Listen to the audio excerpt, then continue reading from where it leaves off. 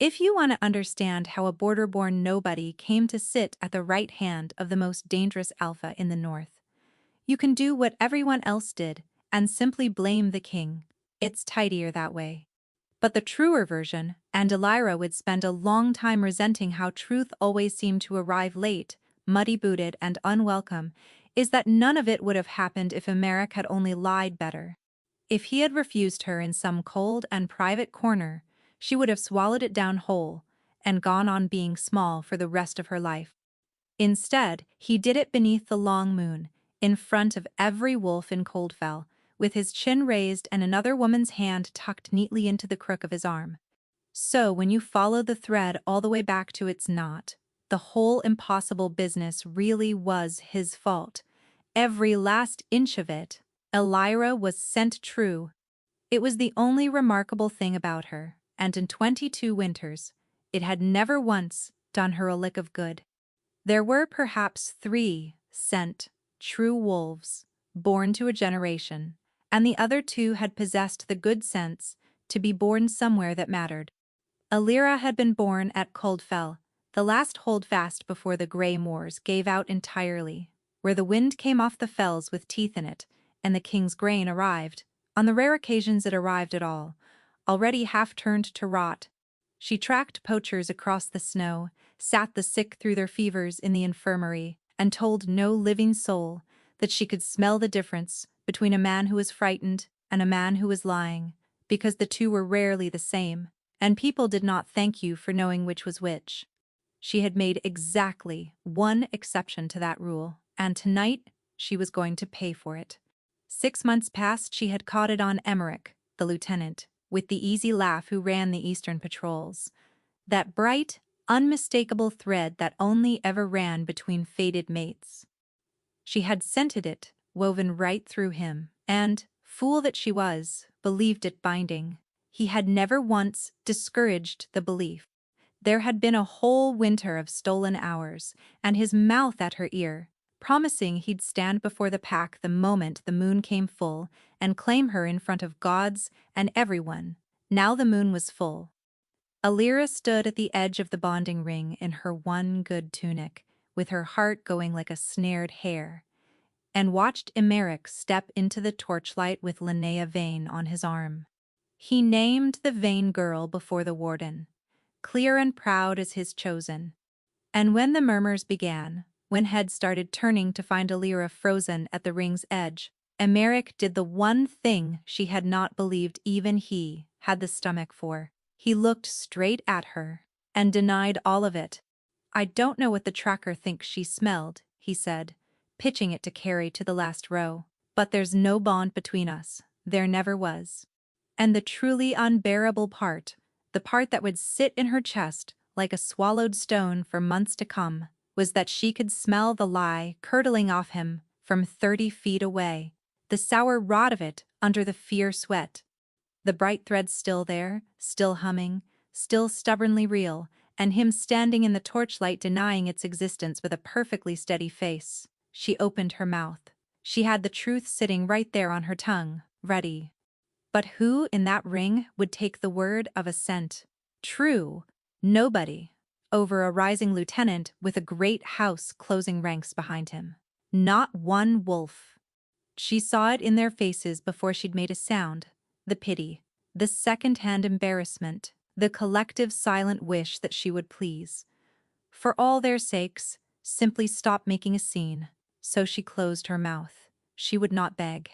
She lifted her chin, and if it cost her every scrap of strength she owned to hold it there, then that was nobody's business but her own.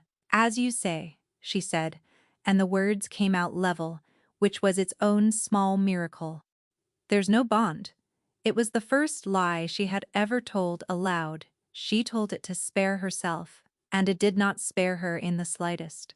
She had already turned to go, had actually managed 2 whole steps toward the dark and the blessed nothing, beyond the torchlight, when a voice stopped her. Low, unhurried, and carrying to every corner, without seeming to try in the least. "That's a great deal of certainty," it said, from a wolf who's sweating clean through his collar. The whole ring went still as a held breath. Because the voice came from the high table, from the traveler who had ridden into Coldfell 3 days past, beneath a gray banner that no one at this holdfast had ever been important enough to see up close.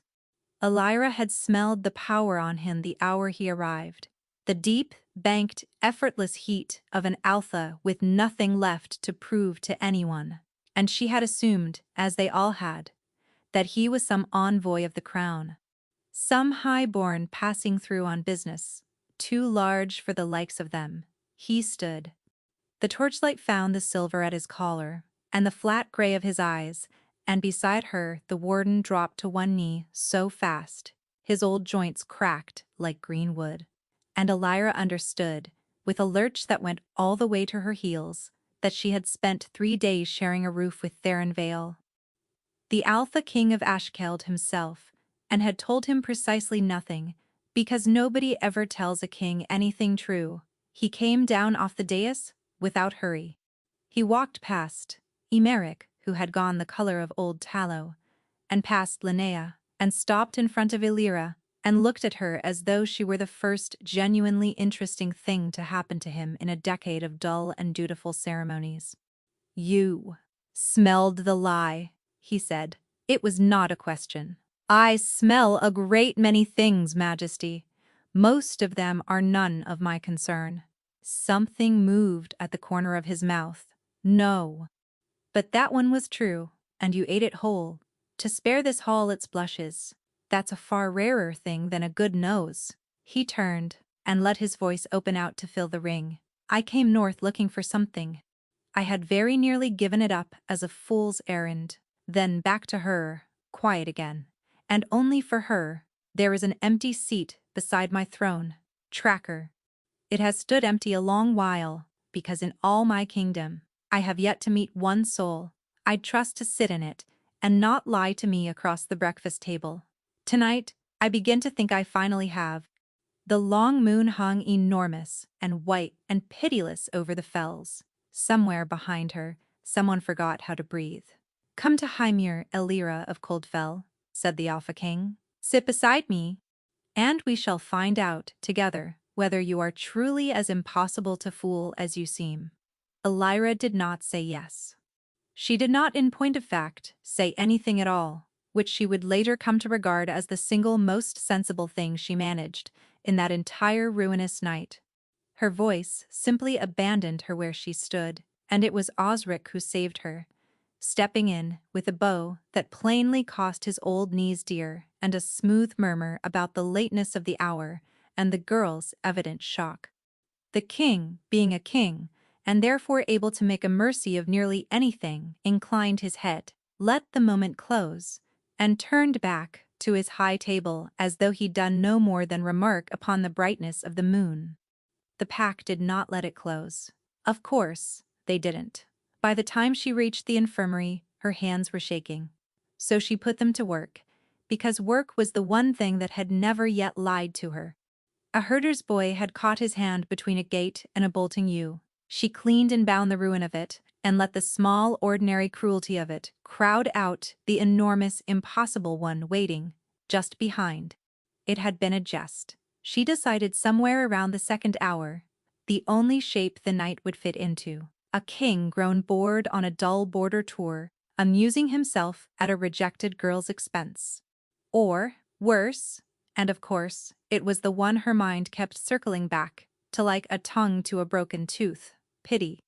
The careless mercy of a powerful man, flipping a coin to the wretch in the road so he might ride home warm about his own soft heart. By the gray edge of dawn, she had very nearly believed it. She had not talked Pell into anything. "He offered you the throne." The boy had been saying it in various arrangements for the better part of an hour, watching her the way one watches a woman struck by lightning who then inconsiderately failed to die of it. The actual throne. The king's own throne. And you just stood there. I did not just stand there. I bowed. Eventually.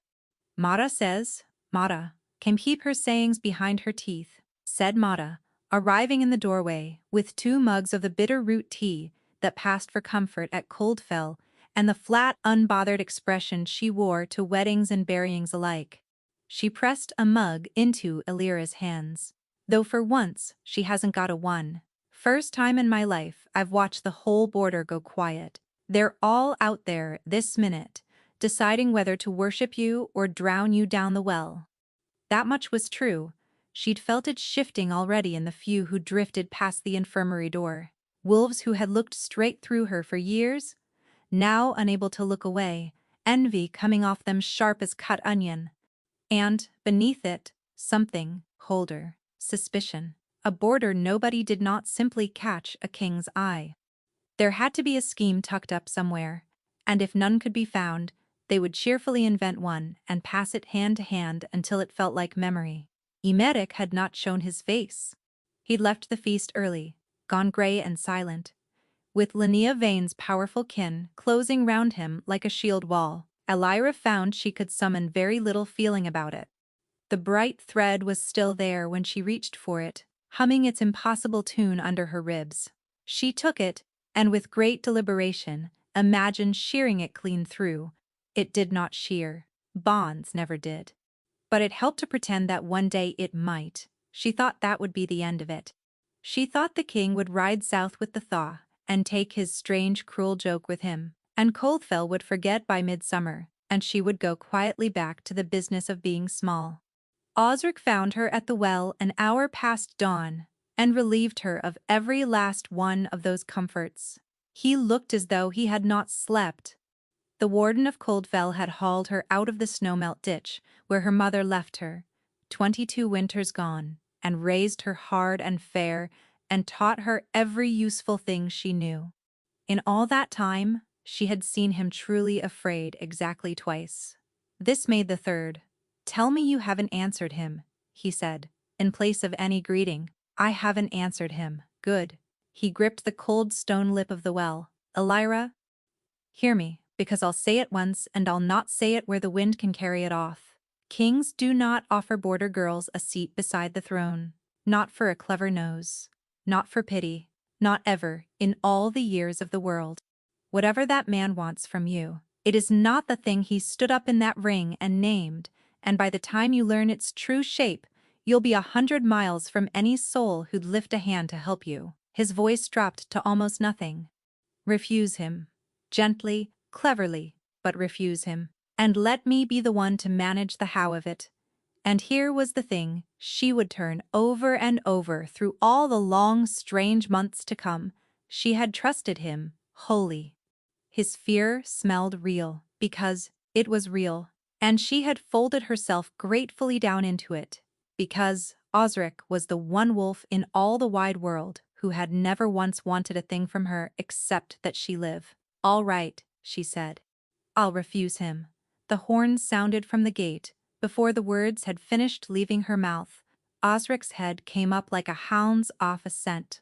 It was the wrong horn, not the single long note that meant a rider come and gone, but the doubled call that meant a party of rank was already crossing the threshold, an arrival that outranked the warden's own leave to grant or deny it. And there was only one guest presently at Coldfell who could pass its inner gate without the warden's word. She watched the same understanding land in his face, in the very breath it landed in hers. The king was not sending for her. The king was not waiting on some polite refusal carried south by a shivering messenger in a week's time. The king had come down to fetch her himself, and he was already through the gate. They gave him the warden's own hall, on account of it being the only room in Coldfell with a door that shut true, and Elira stood in the middle of it, feeling exactly like a prisoner brought up for sentencing, which for all she truly knew of the matter, she was. Theron Vale took the warden's chair, the way water takes the shape of a cup, without the smallest effort, and as though it had been carved from the first to hold him and no other.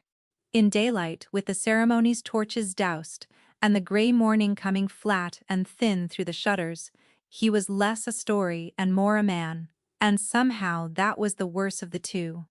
Stories she could have found the nerve to argue with. "You look," he observed, "like a woman being marched to her own gallows. Forgive me, Majesty, I've little practice at whatever it is this is." "No, I don't imagine you would." He studied her, unhurried, and she had the deeply unwelcome sensation of being read the very way she read other people, the whole of her, turned over in his hands and quietly priced. "You've spent your night deciding I was cruel to you. Pity or sport? One of the pair. You settled on sport, I think. It sits easier against your pride." Elira said nothing, which was an answer in itself, and they both knew it perfectly well. "It was neither," he said. "Sit, Tracker.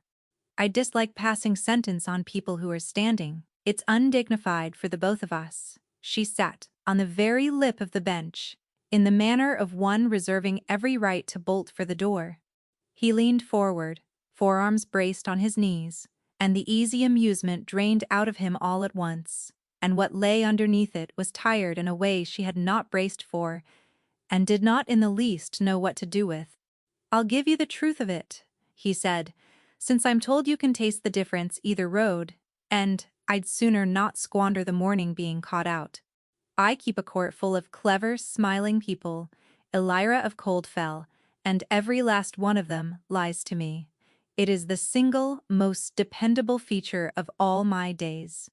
They lie about grain and gold, about troop numbers and border levies, and precisely how much they love their king. And I have grown very skilled at guessing which of the lies will get me killed, and which are merely a waste of good daylight. But guessing is a wretched way to stay alive." He spread his hands. "And then a border girl swallows a coward's lie in a bonding ring to spare him his blushes, and I find that I have, at long last, met someone whose nose I might actually trust. Do you begin to see the shape of it?" She did. And she hated cordially how much sense it made. That was the trouble with him already. Every word slid into place, and things that fit together that neatly had usually been carved on purpose to. "You want a hound," she said. "Not a queen. I want a wolf who cannot be lied to, seated near enough to me that no one dares try. The rest of it, the seat, the title, the whole gaudy performance of the thing, is the only frame in which a king may keep a scent true wolf at his shoulder without every great house in Ashkeld demanding to know what he's grown so frightened of." A thin, tired smile. "You would be astonished what people will happily swallow as romance that they'd never once accept as caution. And when they work out I'm only a nose you keep on a short leash, then they will underestimate you," he said, "which is the single most useful thing anyone has ever done on my behalf." He rose. "I don't offer twice, Elira. I've neither the hours nor the temperament for it. Come to Hymir and be exactly the thing you are, the one wolf in all my hall who tells me the truth, or stay here and track poachers through the snow until your knees give out and you're too old to smell them. But you'll decide it looking at me, not at whatever your warden's been pouring so carefully into your ear since dawn." She opened her mouth to tell him she had already given Osric her word to refuse.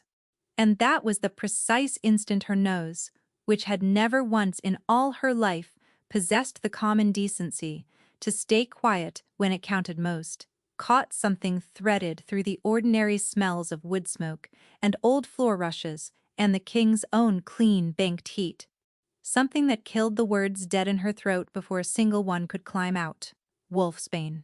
Faint, and deliberate, and close.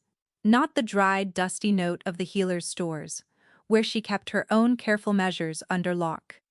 This was fresh crushed and oiled, the way a blade is dressed, when someone means the smallest nick to finish the work the blade begins. It was the scent of murder made patient.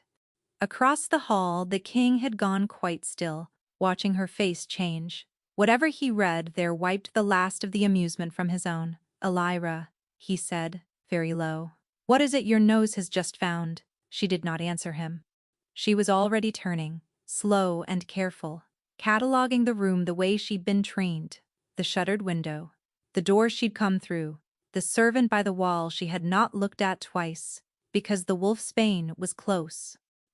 The kind of close that only ever came from a blade already in the room. She moved before she had finished deciding to. There is a particular arithmetic the body does faster than thought.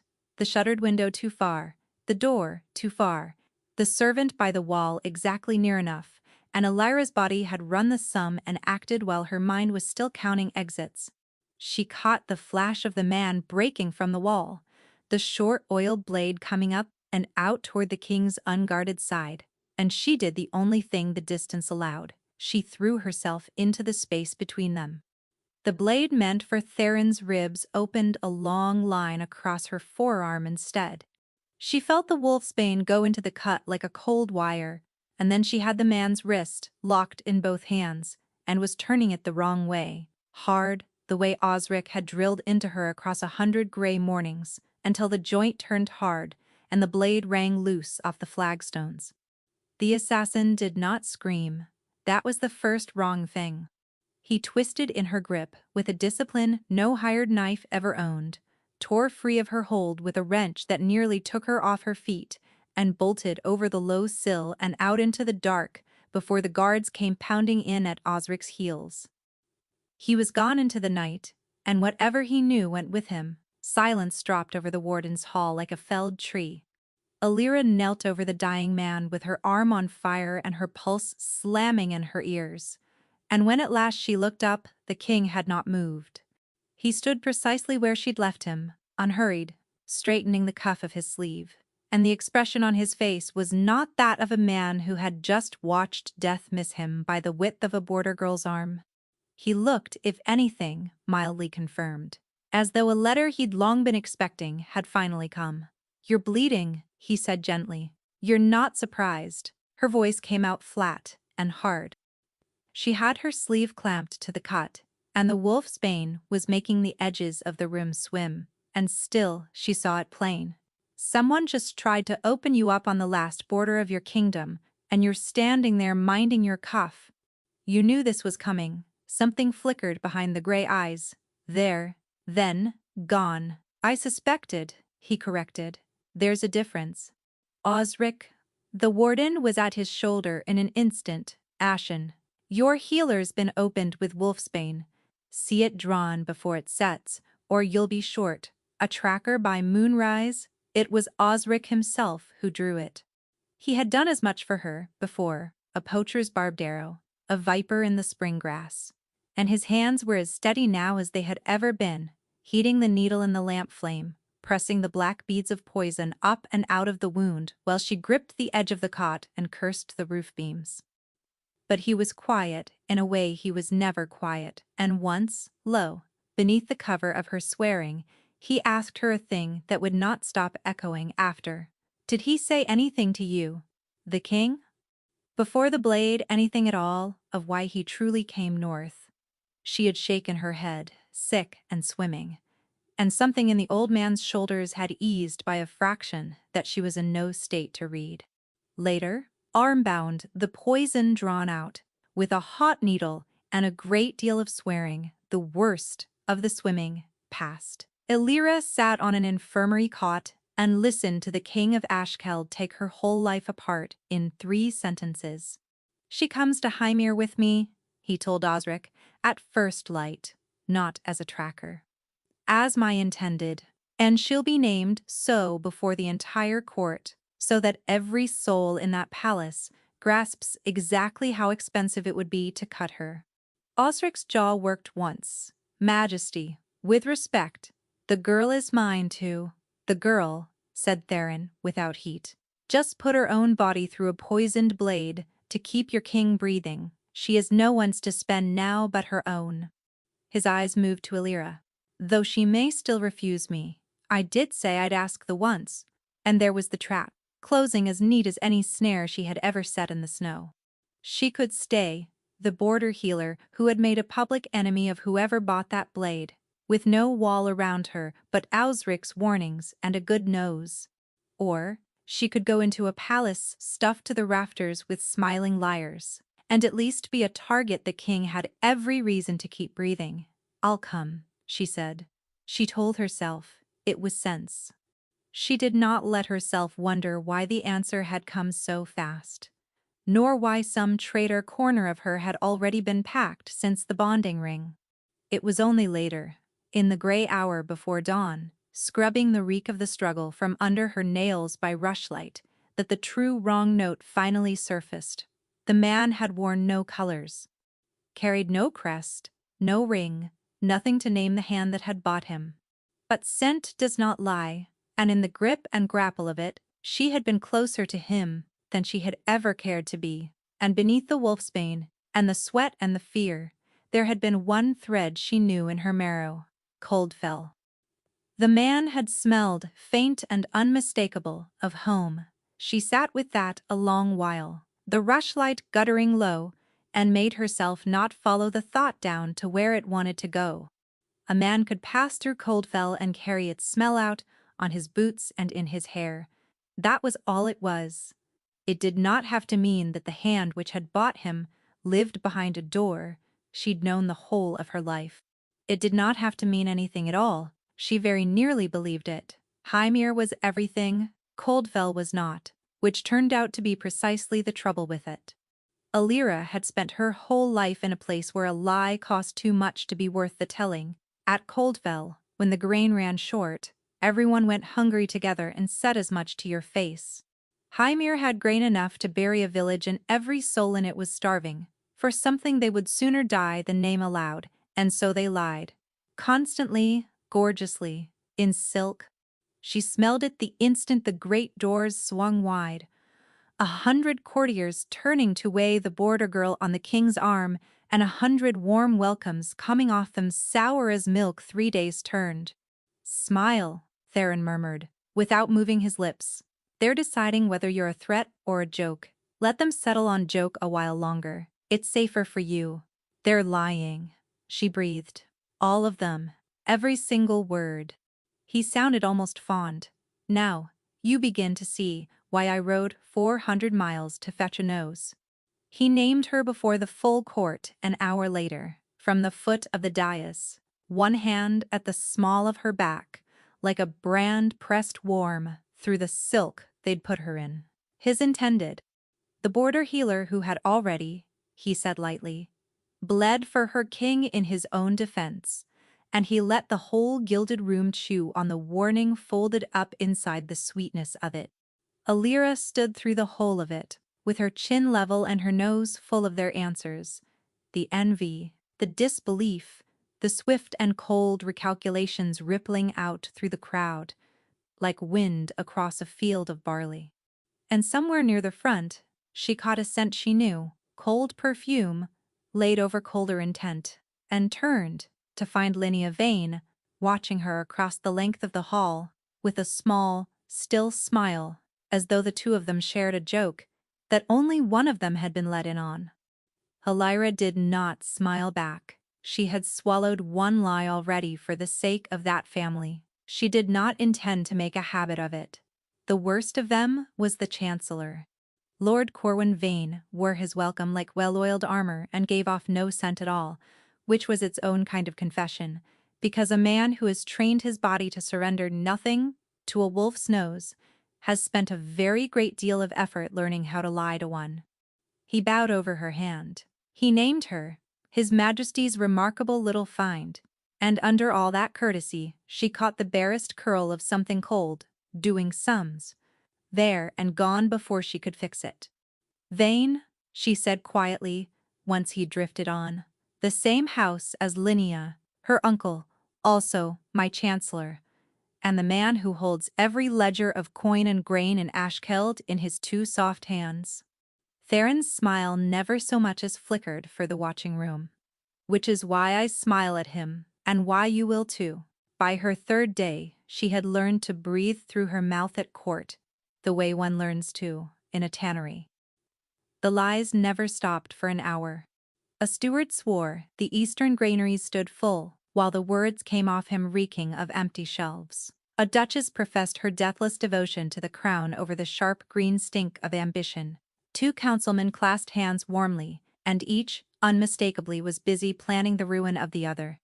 It was a tiredness patrol had never once given her. At Coldfell a threat came at you, honestly, with a blade. Here it came, wrapped in a bow and a blessing, and you were expected to thank it kindly for both. That, more than anything, was when the shape of it began to reach her. The border years of spoiled grain, and vanished spears and orders that died somewhere up the chain. It had never been rotten luck, it had been a hand. And the hand lived here, in silk, holding the ledgers, smelling of nothing at all. He showed her the throne room that night, empty and torchlit and enormous. 2 seats stood upon the dais, his, and beside it, a smaller one, its cushion gray with dust, plainly untouched for years. "My mother's," he said, before she could ask. "It stood empty since she died." "My court has spent 6 years setting their daughters in front of it like snares, baited with perfume." He looked at the little chair and nodded her. "You're the first soul I've ever wanted to put in it who doesn't want it back." "Perhaps I don't want it, because I know what it's for," she said. "A seat that close to a king is only a better view of the knife." He laughed at that. A real one, surprised clean out of him, the sound knocking about the cold stone rafters. And for a moment, the careful guarded king was simply a man who had found her funny. "Yes," he agreed. "That is precisely what it is. I did tell you you were wasted on the border." It was, she would think a long while afterward, the first wholly true thing he had said to her. And her gift cursed the thing, confirmed it where she stood. No sour note anywhere in it, nothing but a tired man telling the truth in an empty room. She had no idea on earth what to do with that, so she said nothing at all, and he seemed to like her the better for it. She caught the scent on the way out. A servant crossed them in the colonnade, bearing a tray of wine, for the visiting delegation. Elira had seen their banners hung the length of the east wing. The sun and spear of King Halvard of the Sunmark, whose armies sat like a gathering storm cloud along Ashkeld's southern border, and whose alliance, Theron had told her flatly, was the one thing standing between his people and a war fought on 2 fronts at once. The old king had come to Hymir to be courted, his daughter had come to be considered, and a single wrong death beneath this roof would turn every scrap of it to ash. She had no reason to look twice at a cupbearer. But her nose snagged, the way it always did at the very worst moment, on a thread running under the wine, oiled wolfsbane, fresh crushed, the exact note off the blade at Coldfell. She turned, slow, to find the servant already melting into the dark of the east wing, walking, unhurried, toward the rooms where the foreign king slept. The sensible thing, the thing every year of her training bellowed at her to do, was to raise the alarm, which was exactly why she didn't. Wolfsbane, in the cup of a foreign king under Ashkeld's own roof, was not a murder. It was a war, dressed for dinner, and carried in on a silver tray. If that old man died here, it would not matter one whit whose hand had crushed the poison. By morning, every court from the sea to the mountains would swear the Grey King butchered his guests in their beds. And someone had gone to a great deal of trouble to arrange it. So, Elira did not shout. She went through the east wing, the way she went through the winter woods. Low, quiet, downwind of her quarry. Her arm still ached under its wrappings from Coldfell, and the wolfsbane memory buried in that wound seemed to sharpen the scent for her now, drawing her on like a lead line. 2 turns, 3. Past a pair of houseguards who saw the king's intended out walking and looked politely at their own boots. Past an arrow slit where the Sunmark banners stirred in the cold night air. The trail never once wavered. She caught the man at the door of the guest solar tray, balanced on one flat palm, his knuckles already rising to knock. Up close, he smelled of exactly 3 things: the wine, the oiled wolfsbane, and terror, thick animal, drowning. No assassin, this one, only a frightened man doing the single worst thing he had ever been paid or threatened into doing. "That tray goes down," she said, very low at his shoulder, "or it goes down with your hand still attached to it. You got the length of one breath to choose." He chose the breath. The tray hit the runner and the wine spread black across the wool, and he was gone down the servant's stair before she could get a fist in his collar. And she let him run, because a chase meant noise, and noise meant the very ruin she had come to stop. She crouched over the spill, touched a fingertip to it, brought it to her tongue past the reek, and there it sat, wolfsbane enough to still the heart of an ox, let alone a frightened old king. She was still crouched there when a voice unspooled out of the dark of the colonnade. "You do insist on saving my life in the least convenient corners of my house." Theron stepped into the torchlight, immaculate, unhurried, and entirely unsurprised, and something in her chest simply snapped its tether. "Stop it," she hissed. "Stop wearing that face like this is all going to plan. That cup was meant for a king, who is not you, in a wing that is not yours, so that by breakfast the whole world would swear Askeld poisons its guests. Someone isn't trying to kill you, Theron. Someone is trying to carve you into the kind of monster the world links arms to put down, and you've known since Coldfell. Tell me I've got it wrong." For a long moment he said nothing at all. Then, quietly, "You will tell no one. Not the guard, not the delegation, not your warden, no one living. A man just tried to start a war inside your own walls, and the moment it's known he nearly managed it, the war starts regardless." His voice held level, but she could read the cost of it now. In the set of his jaw, the banked exhaustion under the calm. That old king is proud and frightened and hunting for a reason to draw steel. Hand him a poisoned cup, and it will not matter whose fingers crushed the flower. I need this kept quiet. I need you to trust that I know the shape of this board better than you can. Trust, she repeated. You keep spending that word, like you've a bottomless purse of it. You took a stranger's blade in the ribs 3 nights ago, or you would have, but for my arm in the way, and still, you would sooner I stand here blind than tell me one true thing. She stepped in toward him instead of back, which she could see plainly he had not expected. "I am very good at my work, Theron. Give me the shape of what you're hunting, and I will run it to ground faster than any smiling man in this palace. Keep it from me, and one of these nights the blade won't have a border girl standing conveniently in front of it." Something moved across his face, then not the mask but the thing beneath it, caught out in the open for half a breath. For that half breath, she truly thought he might tell her. Then he shut his eyes briefly, like a man setting down a heavy load, only to bend and take it up again. "Soon," he said. "Not tonight, but soon, and you have my word on it, and I do not spend that half so freely as you seem to think." She wanted to take him by the collar and shake him. She also, and she loathed that the two feelings could share the one body, wanted to plant herself between him and the whole rotten, glittering palace, and dare it to try again. He stood near enough now that the deep, clean heat of him cut straight through the reek of spilled poison, and her traitor of a nose drank it down, and her pulse did something wholly undignified. "I can't guard a man who won't tell me what he's guarding against," she said, the words dropping lower than she'd meant them to. "I know."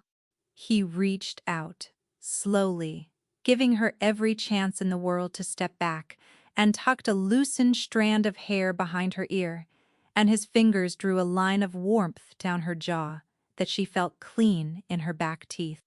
"That is rather the whole trouble with you, Elira. You make me want to." Then he drew back a pace, and the mask came down over him so smoothly she half doubted she had ever seen beneath it, and the king said, light as anything, "Sleep. Tomorrow you'll meet the man they're so keen to make me murder, and his daughter besides. Do try to smile." She watched him go down the long dark of the colonnade, and she ought to have been thinking of war, or wolfsbane, or the terrified man who had run.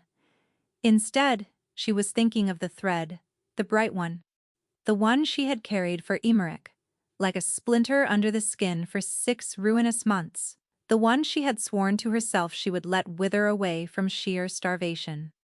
Tonight, stood close enough to the king of Ashkeld to feel the heat rolling off him. She had reached for it out of nothing but grief-worn habit, the way a tongue keeps going back to the gap where a tooth used to be. She had braced for the old familiar ache, Emmerich's thread, frayed and one-sided and running nowhere, and found, humming faint and new and utterly impossible beneath her ribs, a second one.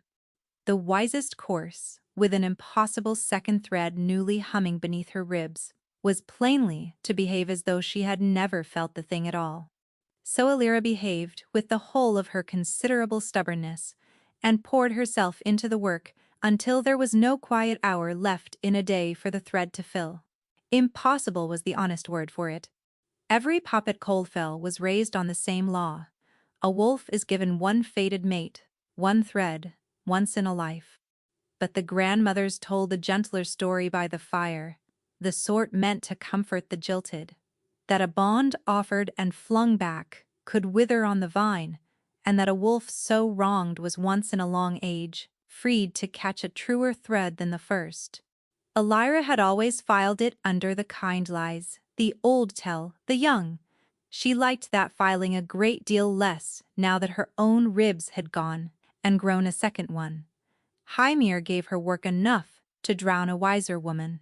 She learned its bones the way she'd once learned the fells, which stair the maids used, which gallery the councilmen favored for the talk they didn't want carried.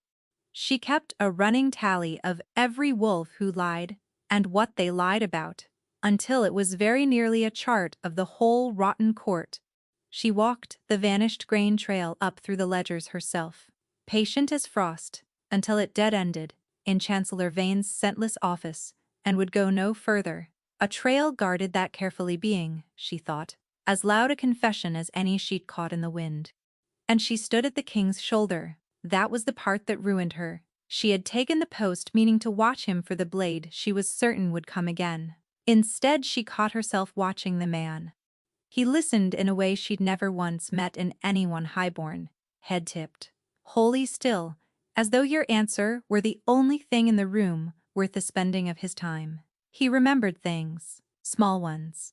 That she took her tea black and bitter, that the court perfumes turned her stomach, that the fells above Coldfell went the color of a fresh bruise in the hour before snow. He began appearing wherever she was, with no business to excuse it. The falconer's news before dawn, the map room long after the braziers had sunk to a red murmur, and simply being there, near her, saying little, until the not-touching became a pressure she could feel behind her teeth. One night he carried her a cup of border tea, brewed all wrong, weak by half. "That is an insult to the leaf," she informed him. "I know. I asked the kitchens how they steep it at Coldfell, and then had them do the precise opposite. I wanted to watch your face do that." He was unrepentant, worth every ruined leaf. When she took the cup, his fingers lingered against hers, a beat past reason, and the second thread flared bright and hot as a coal breathed upon, and she scowled out at the black garden to bury it. He said nothing. He only drank his terrible tea and looked thoroughly pleased with himself, like a man one move from winning a game she had never agreed to play.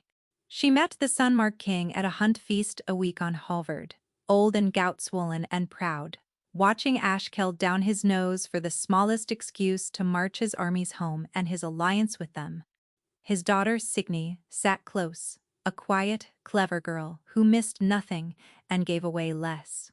Theron was seamless with the pair of them, generous, amused, deferential to exactly the degree the moment asked, and Alira, near enough to catch the sweat of effort beneath the charm, understood she might be the only wolf in Ashkeld who could watch the man do the work. How much of that was true? She asked him after. The wine, the weather, and the kind word about his horse. A pause. "And that I'd sooner see the whole alliance burn than let it cost me you." I didn't say that part aloud. It was true, regardless. She had no safe answer, so she gave him none. It came apart in the map room, well past midnight, the fire down to embers. She had been walking him through everything about the Chancellor she couldn't yet prove, and her voice trailed off mid-thought, because he had long since stopped looking at the map and was looking only at her. "Whatever it is, you keep swallowing back, sad," she said, and it came out raw. "Say it. I can't keep standing this close to a thing I'm not permitted to have. That's a cruelty, if you don't mean it." He came around the table unhurried, the way you cross open ground toward a deer that might yet break. "And if I do mean it, you shouldn't. Not with me. There it is again." He halted, an arm's length short. You keep deciding on my behalf what I feel, so you'll never have to risk being wrong about it. But you needn't guess, Elira. You least of any wolf alive. So breathe, and tell me I'm lying, and I'll go through that door and never trouble you again. So she breathed him in, properly for the first time, every guard she owned laid down, and there was nothing false in him anywhere. Only wanting bare and unhidden, and under it, something patient and afraid that undid her far worse than the wanting did. She had spent a lifetime being useful to people. She had never once been simply, helplessly wanted for no reason but herself, and the shock of it went through her like meltwater off the fells. She did not tell him to go. What followed belonged to the two of them and the dying fire and no one else, and she would keep it that way even in the privacy of her own remembering. The hush of it, the heat, the astonishing nearness of the man, the new thread drawn tight and singing as everything careful in her head fell quiet at last. For once in her life, her clever nose told her nothing she needed to know. Her hands managed the rest.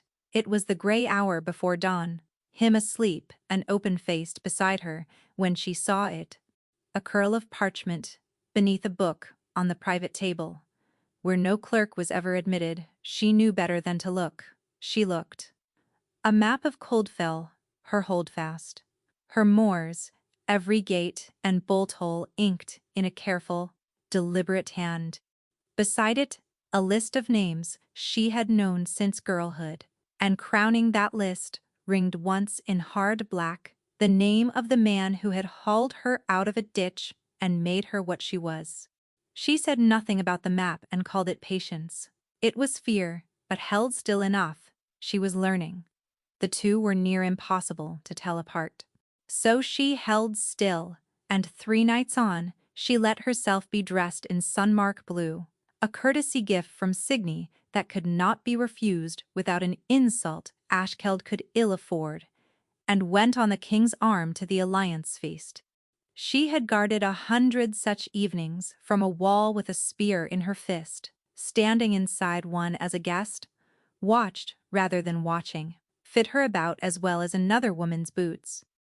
"You've the look," Theron murmured, "of a soldier counting the exits. Force of habit. There are 11 and 2 of them are blocked." He laughed low and drew her in against his side, steering her through the crush of silk with a certainty she felt no wish to fight, which alarmed her a good deal more than the crowd did. They passed the sunmarked table as they went, and Signy watched them by with those still clever eyes, and inclined her head a precise half-inch courtesy and challenge, folded into the one small motion. "Your princess doesn't trust me," Elira murmured. "My princess trusts no one," he said. "It's the only sensible thing anyone's managed in this hall all year." Near the wine a duke was holding forth on how deeply the near poisoning of a foreign guest had troubled his sleep, and the lie came off him so thick she nearly missed a step. The plot was not finished. She could smell as much on the very air of the room, plain as wood smoke, somewhere beneath all that silk. A patient hand was still at its work, waiting on its hour. She filed it away and let herself be steered on. He brought her out at last onto a high stone gallery where the music thinned to nothing and the garden air rose cold and clean. Below, the feast glittered and lied to itself in 100 bright voices. For a while neither of them spoke. "You loathe every moment of this," she said, watching the side of his face. "Loathe is a large word, and a true one. Spare yourself, I'd smell the lie before you finished it." That startled the laugh out of him again, and then, all at once, the brightness drained off his face and left a thing underneath, worn down to the grain. "They put the crown on me at 19, he said, "to the dark gardens and not to her. My father 3 days in the ground, the border already going soft with rot, and 3 great houses circling the boy to see who'd hold his leash. So, I taught myself to smile. To be the precise thing each of them needed to see, so that not one of them would look hard enough to find the parts of me that weren't ready to be looked at." His jaw set. I have put my seal to death warrants with the smile still on my face, because the smile was what kept the room from panic. I have let men believe I'd forgiven them things I will carry to my grave, because a forgiving king sleeps a shade safer than a just one. 6 years of it, without a night off. And I can no longer tell whether it made me a clever king or only a— He shut his mouth on the word. Only a what? Nothing. The wine's grown, maudlin, pay it, no mind. And the smile returned, thin and bolted fast, a shutter drawn down over a lit window. But Elira had spent the whole of her life in the gap between what a wolf said and what a wolf was, and she raised her hand and laid it to the side of his face. He went, still. The false smile came apart under her palm. "The court has you all wrong," she said, low. "There's a great deal more to you than the thing you wear for them. And the one doing the wearing," she made herself say it, "I've grown fond of him, fonder than is wise." Something gave way behind his gray eyes, quiet as ice, sliding off a spring branch. Elira. And then the thing she'd been bracing against since the poison and the colonnade arrived, not the heat, not the hunger, she'd made her peace with those, but the bond itself flung suddenly wide. Feeling poured through it that was never hers to feel, relief and fear and a fierce, raw tenderness, with her own name written plain beneath it, clear as a struck bell. His, not hers, crossing into her as though the wall between them had never stood at all. She pulled back on a sharp breath. His eyes had gone dark and wide. "You felt that," he said. He already knew the answer. "I felt you, she admitted, before she could stop the words. "Not the wanting. Under it, all of it." He took a step toward her, helpless with it, one hand already lifting as though he might close the last of the distance and press the truth of it back into her skin, and she saw plainly that he needed to make it real by touch, and it frightened her precisely because she wanted the very same thing. Her pulse was slamming in her throat, because it was no flicker now, nothing she could shrink back down into a splinter and go on ignoring. It was open, and it ran in both directions, and it was as true as anything her nose had ever handed her, and that frightened her past speech, because an open bond only ever widened, and a widened bond set for a lifetime, and she had already learned in a bonding ring beneath a full moon precisely what it cost to bind herself to a wolf who might one day hand her back. "It's late," she managed. "Don't." Gentle and wounded with it, "Not this. Run from anything but this." But she was already stepping back, because past his shoulder, down the length of the gallery, she'd seen the king glance once toward the shadows, bend to murmur to a passing steward, and slip out a servant's door at the edge of his own feast. And the instant he believed himself unwatched, the whole warm face he had shown her fell clean away, and what remained was hard and driven and afraid of something. She gave him a slow count of 10. Then she went after him.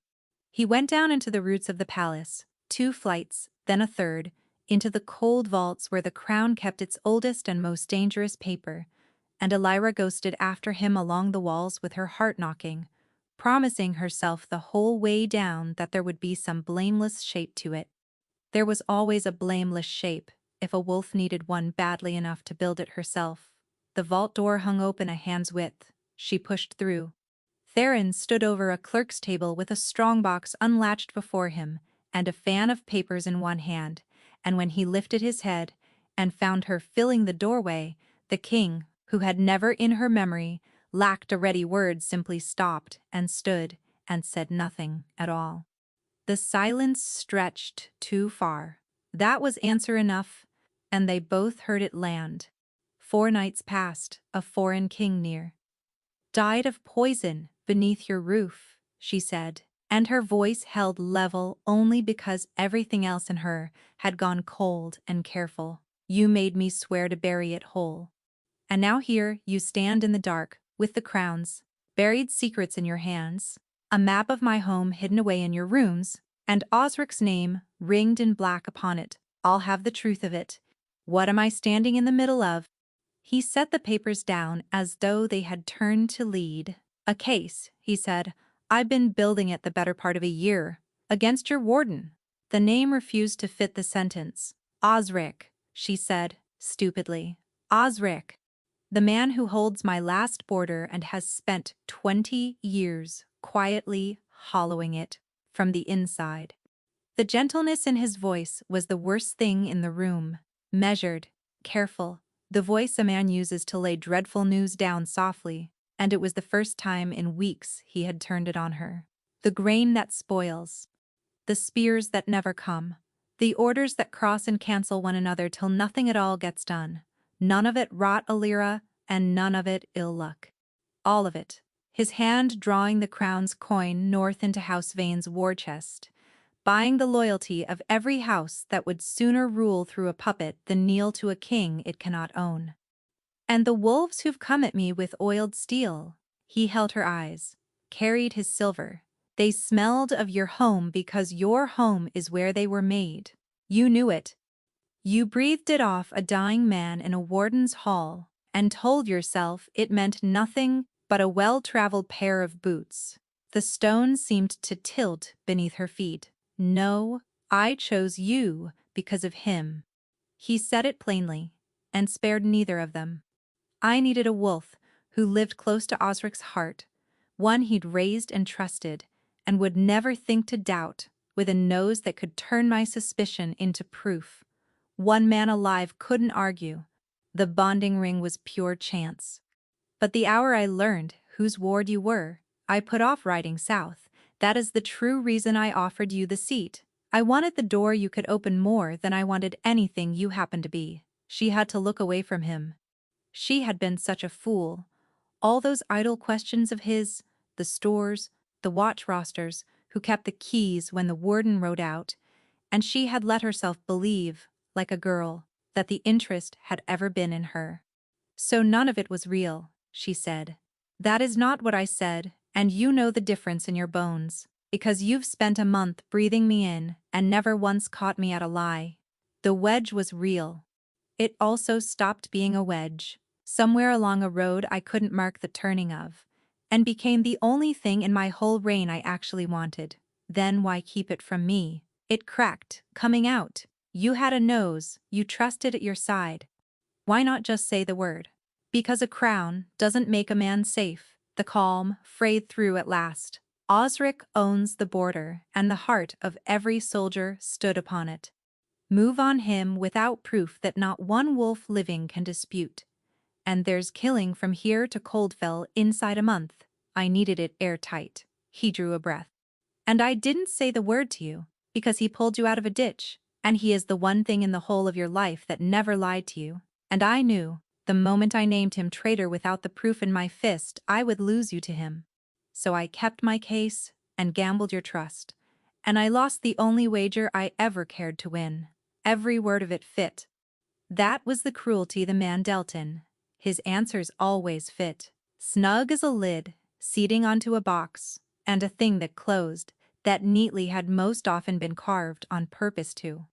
Some of us are only ever the thing we say we are, she said, and the tears came now and she let them, past shame at last.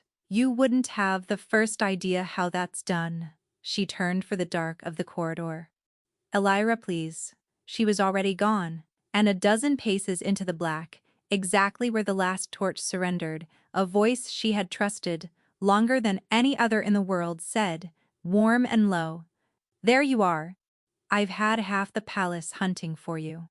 Osric stepped out of the shadow with his arms already opening, and because her heart was in pieces, and he had always been the place she carried the pieces, she walked straight into them without a single thought. "He used you," Osric murmured into her hair. "I know, girl. I stood at that well and begged you to refuse him, and I'd have given my arm to be wrong." She let herself be held in the cold dark the way he'd held her when she was small and the fells had frightened her, and the grief came up out of her in a flood, and she came within a single breath of missing it entirely. But her nose had never learned to hold its peace when it counted, and under the smell of him, worn leather, cold iron, the wood smoke of home, ran a thread she knew better than any scent on earth. She had known it her whole life and never once let herself name it. The thin, sour rot of a lie, carried so long it had stopped being a thing the man did and become the man himself. She had breathed it across 100 long nights of his grievance. The crown forgets the border, the grain spoils, because no king can be troubled to care. A wolf ought to know the rot in his own house, and she had worn those words ever since as her own, never suspecting they'd been ground for her by another hand. They had never been hers. She'd drawn them from the man holding her now, breath by breath, across 20 years, and called them wisdom, because she loved him, and love keeps a poor watch. She held perfectly still, and did the single hardest thing her body had ever been asked to do. She did not pull away. "What do we do?" she asked, small against his coat, and let the shake stay in her voice. His arms tightened, glad of her. "We go to Halvard," he said, "before the boy can dress it in his own colors. This very night, he means to have the Sunmark girl drugged and dishonored, so her father's left no road but to buy the scandal quiet with an alliance. I have the proof in hand, but an old warden's word weighs nothing beside a king's." He held her at arm's length, his lined face all grief and honesty, and beneath it the sour note sang on. "It must come from you, Elira, his own promised bride, a scent true wolf the whole court knows would sooner die than watch him fall. If the words leave your mouth, that room believes them to the last man." And there it was, plain at last. He had never raised a daughter. He had kept an edge honed and sheathed against precisely this hour, and carried the blade of her 400 miles to draw it. "All right," she said, and let her face fold as if it were breaking. "Take me to him." The walk to the Sunmark Solar was the longest road she'd ever set her feet to. She had nothing but her own word and her own nose, and a single misjudged breath would set a kingdom. Halvard had claimed a council chamber off the guest wing, and Theron was already there.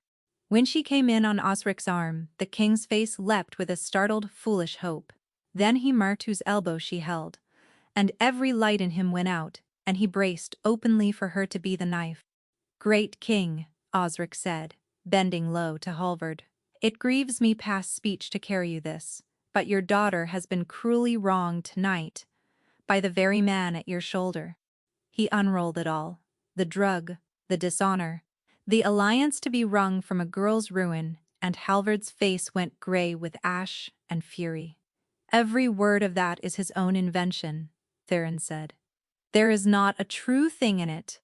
He would say so. Osric's voice could not have been kinder. What guilty man would not? So, take it not from me, great king, but from the woman who loves him. He turned, and the room's whole weight turned after him onto Elira at the threshold. Not a soul here doubts her heart is his. She has every cause on earth to shield the man.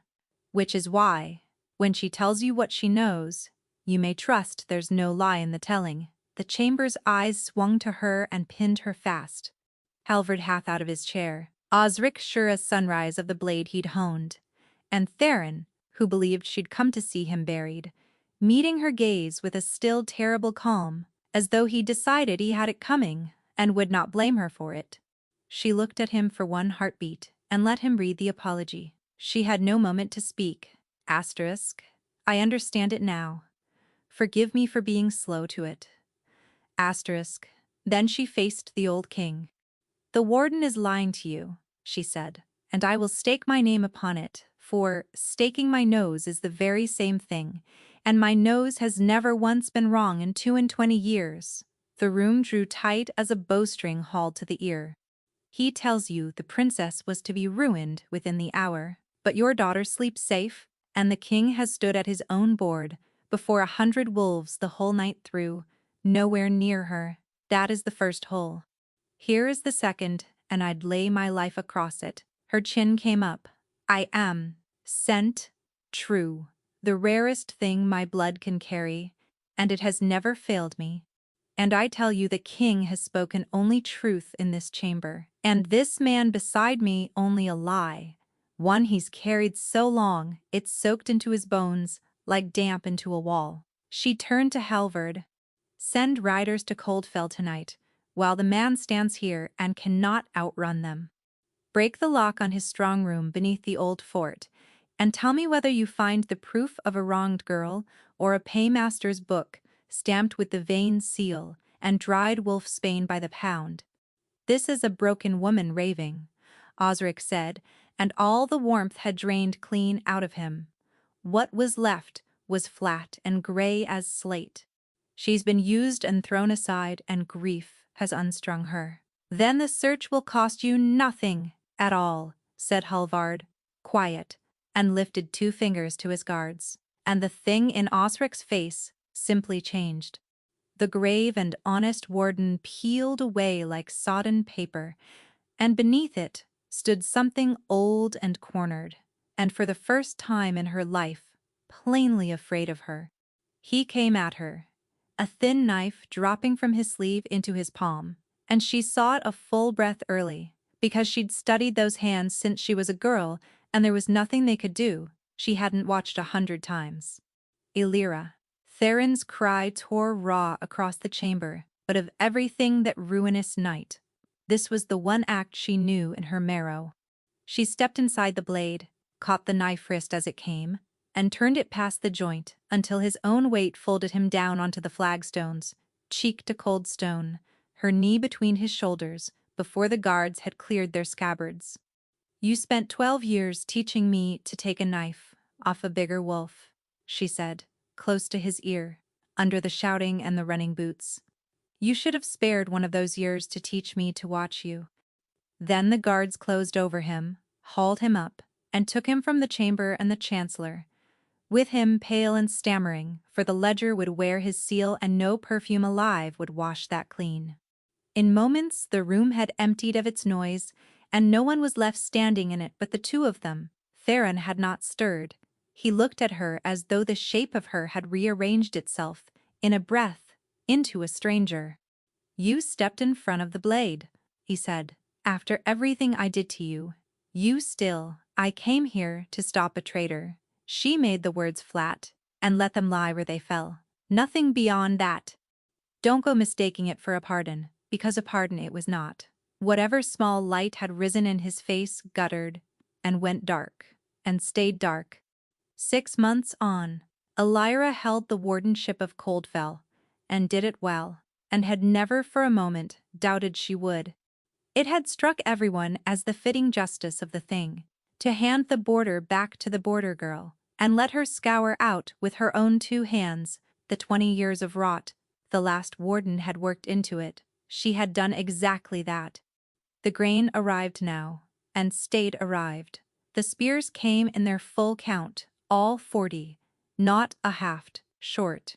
The wolves she'd once frozen beside on the night wall slept, fed and paid and unafraid, and the man who had bled the holdfast white was locked away under the old fort he had gutted, awaiting a trial with only the one door out of it, and in 6 months she had never gone down to stand at his bars. The king had made every stitch of it possible. He'd unpicked the whole poisoned weave without spilling the war he had been so afraid to spill, and the realm, by slow degrees, had begun to love him for the doing of it. He had given her the border, and he had spent every last one of those 6 months, without a shred of a king's pride left to him, trying to earn his way back to her. His letters came by the fistful, always his own hand, and never a clerk's. Some ran a single line, some ran on for pages. A few had nothing to do with her whatever, a garrison he couldn't decide how to post, a widow's pension gone crooked in the accounting, as if her plain flat opinion were still a thing worth crossing a kingdom to have. One held only.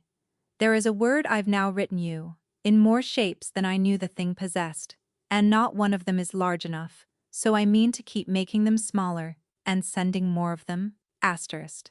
Another. You warned me a seat that near a throne was only a nearer look at the blade.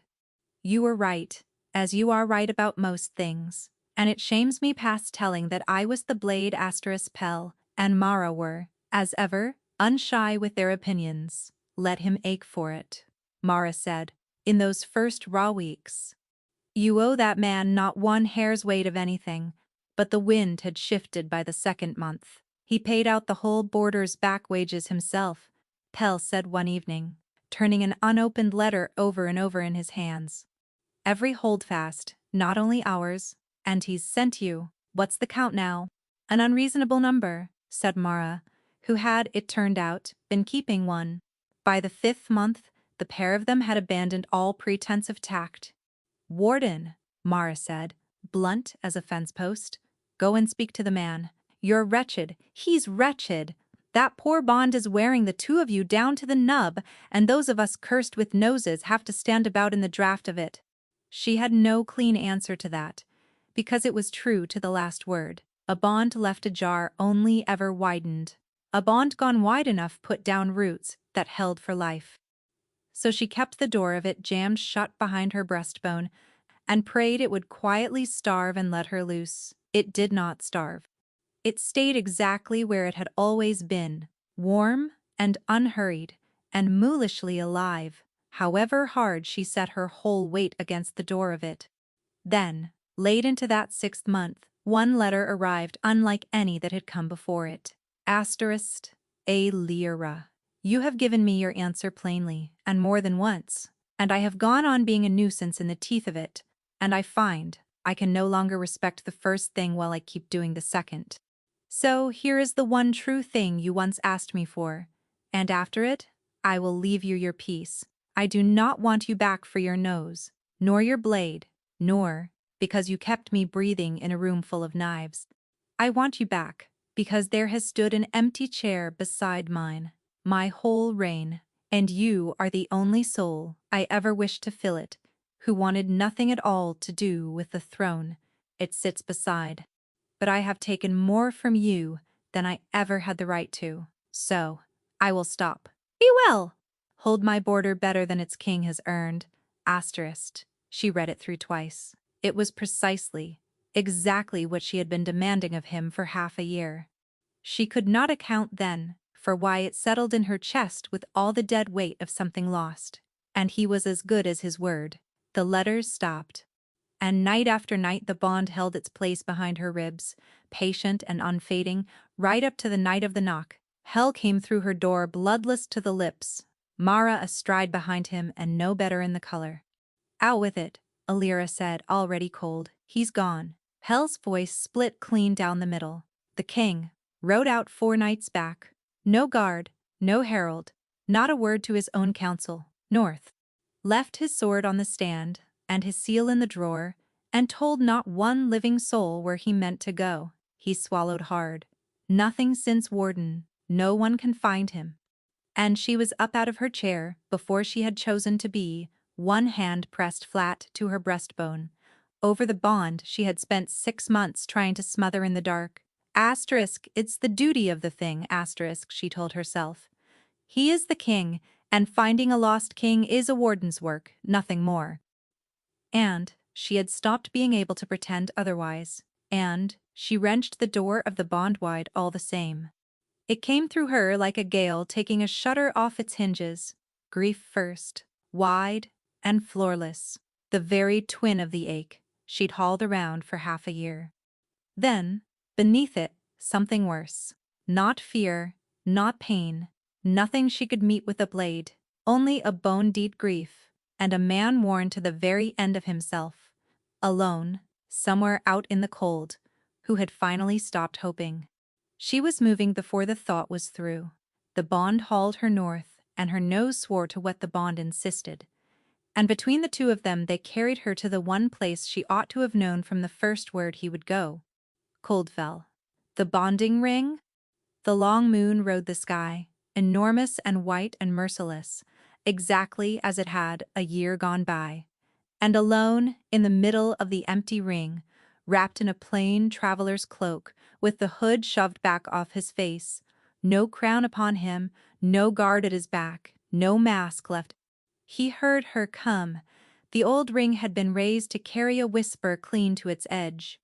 He turned, and the moon laid its light across his face, And she pulled up 10 paces short, her chest gone tight, because she had felt every mile of what lived in him on the road here, and there was not one single grain of performance left in the man. "You'll take a chill, standing out here," she said, "because it was that or nothing at all. I've stood in colder," he said it lightly, and it rang true in her nose, and the weariness under it very nearly put her on her knees. "I only wanted to stand where it began. I've spent a long while trying to understand how a girl off the border came to weigh more with me than my own crown, and it seemed only right to start the reckoning where she did." He looked slowly around the empty ring. "This is where he set you to stand. The night the coward said aloud that you were nothing to him. Yes, and they made you say it back, that there was no bond." His jaw worked. "The truest lie you ever told, in this very ring, to spare a man who'd never once earned the sparing. I've turned that over more than anything else you ever gave me, Theron. Let me get it out. I've ridden 3 days rehearsing the thing, and I'll lose my nerve entirely if you're kind to me now." He drew a breath that shook coming in. "I offered you a seat once and called it strategy. A careful king, stowing a useful nose where no rival's hand could reach it. And somewhere on the road between that night and this one, it quit being strategy and turned into the only thing I want. And I hadn't the courage to say so without a case to stand behind while I did." And then he went down, not to the one knee a king might bend to a lady, but to both of them, into the cold-churned mud of a border-bonding ring, the way no crowned wolf had knelt to a living soul in 500 years. So I'll say it now, with nothing left to stand behind at all. There is a bond. I feel it this very instant thrown wide, and I know past any doubting that you feel it too. And I will stand up under the next full moon, before every wolf in this holdfast and say so at the full height of my voice as many times as the thing wants saying, so that no one ever again makes you name it a lie."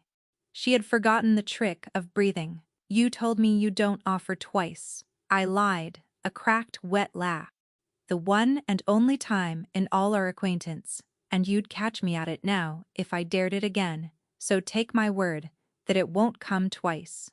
Let that stand for the whole of my defense. I am a man who cannot lie to the one wolf built to hear him do it, and somewhere in all of this, I stopped wishing that I could." He turned his hand over in the mud and held it up to her, the palm bare and open. "Come home, Elira. Not as my weapon, and not as my warden, as the chair beside me that was always meant to be yours. I am asking, I will go on asking. I've no particular concern for how long the asking takes." So she used the gift one last time, the way she had that very first night, stood in the ring where she'd been unmade, and breathed the man in with everything she had. Not a trace of sourness anywhere. There never had been. Only a wolf on his knees in the mud, with his whole self laid open to her, telling her the truth, and glad past all measure to be doing it. "Ask me again," she heard herself say, and her voice broke clean across the words, and she let it. "When the moon is full, and this ring is packed to the wall with witnesses, and I'll give you my answer where every last one of them can hear me give it." His ruined face broke open into something so bright it was hard to stand and look at. "And the answer," he breathed.